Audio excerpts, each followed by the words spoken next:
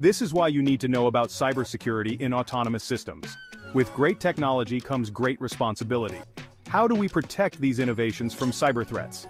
As we dive into the era of self-driving cars and automated systems, the big question isn't just how they work but how they're protected.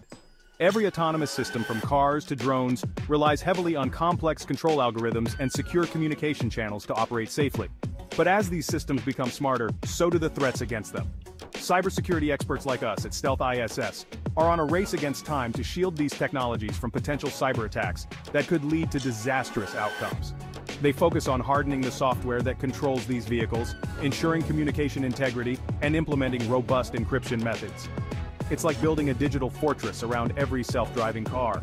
But it's not just self-driving cars. Today's cars have so much technology that even they can be hacked. And we are not just talking about opening the doors or changing the radio channel. No, hackers today can exploit vulnerabilities to take control of vehicles, manipulate data, or even cause widespread disruption. That's where advanced cybersecurity protocols come in, playing a crucial role in both detection and prevention of such threats. So next time you marvel at a self-driving car or even the car you're driving today, remember, it's not just about the technology that drives it, but also about the invisible shields that protect it.